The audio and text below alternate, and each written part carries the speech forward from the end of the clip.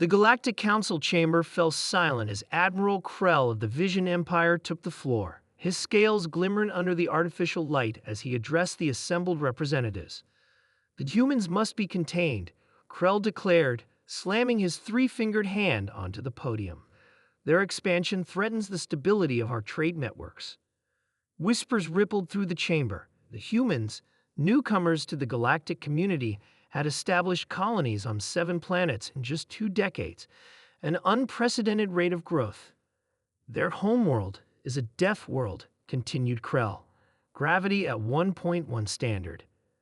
Atmospheric oxygen levels that would kill most species, extreme temperature variations, constant natural disasters. They evolved in conditions we use as punishment for our worst criminals." Ambassador Reed of Earth sat quietly, taking notes. The human delegate appeared unremarkable, a plain-looking male with graying hair and a simple blue uniform. Nothing about him suggested that he came from a planet that most galactic species considered uninhabitable. Counselor Vex of the Trillion Federation raised the tentacle. "What specific threat do they pose? They have inferior technology and limited resources." "It is not their technology I fear," replied Krell. "It is their methods." The council granted permission for the visions to present evidence. Krell gestured, and a holographic display activated above the chamber floor. It showed footage from a human mining operation on an asteroid belt in the Procyon system. "This is what terrifies me," said Krell, his voice lowering to a hush. The footage showed humans in environmental suits, cutting into rock with primitive plasma tools. They worked in shifts, without breaks, in vacuum conditions. "They call this overtime," explained Krell. "They willingly extend their labor periods beyond standard safety protocols, for small increases in compensation."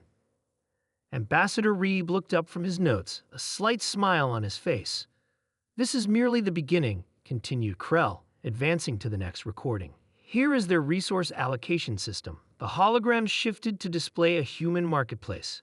Buyers and sellers haggled over prices, goods changing hands rapidly.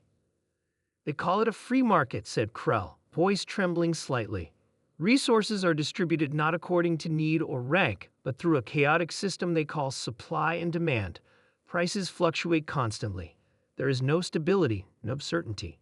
Counselor Vex's skin paled. "But how do they maintain social order without centralized resource distribution?"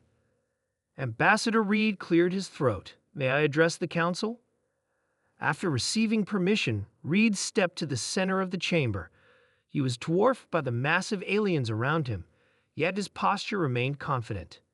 "What Admiral Krell describes as basic economics on Earth," Reed explained. "Competition drives innovation. Risk creates opportunity. We thrive on uncertainty because our planet taught us that certainty is an illusion." Reed tapped his datapad, and the hologram changed to show a human city recovering after a devastating hurricane. When resources are scarce, prices rise. This signals producers to create more of what's needed. Higher wages attract workers to dangerous jobs. "It's not perfect, but it's efficient."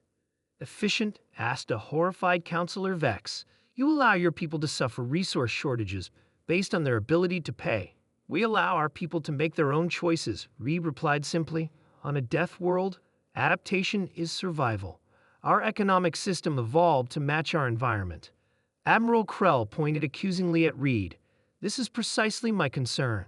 Their mining operation in Procyon extracted in 1 month what would take our guilds a year. Their colony on Ta Cebi became self-sufficient in half the time we projected. They are outcompeting established trade routes by offering lower prices." "Because we're hungry," said Reed, his smile fading. "Literally and figuratively. Humans are used to scarcity. We're used to fighting for every advantage. When your ancestors were establishing interstellar empires, mine were figuring out how to survive winter without freezing to death." The chamber grew tense as Reed continued. "Our economic practices seem ruthless to you because they were forged in ruthless conditions. What you call a death world, we call home. What you see as exploitation, we see as opportunity." Admiral Krell's scales flattened against his body, a sign of extreme distress in vision physiology. The humans don't even have a centralized directive for their expansion, he said quietly. Each colony operates independently, competing with each other. They call it market forces. It's unpredictable. That's our strength, Reed explained. Centralization creates single points of failure. Distributed systems are resilient. On Earth, when one approach fails, others adapt. The strongest survive. The council chamber erupted in concerned murmurs. The concept of intentionally creating competition within one's own species was alien to most galactic cultures, who valued harmony and stability above all. We proposed trade agreements, Reed offered, extending a hand in the universal gesture of peace. We have much to learn from your technologies. You might benefit from our efficiency. Counselor Vex looked at Admiral Krell, then back to the human. Do people voluntarily risk their lives for economic gain, without coercion? We call it entrepreneurship, Reed replied. It's how we survived Earth. It's how we'll thrive among the stars. As the Galactic Council deliberated on how to respond to humanity's expansion, many warriors and diplomats alike found themselves disturbed by the implications.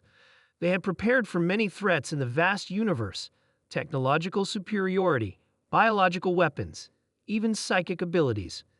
They had never prepared for a species whose basic economic principles were forged in the crucible of a world that should have killed them, whose competitive instincts were honed by millennia of scarcity, and who saw opportunity where others saw only danger.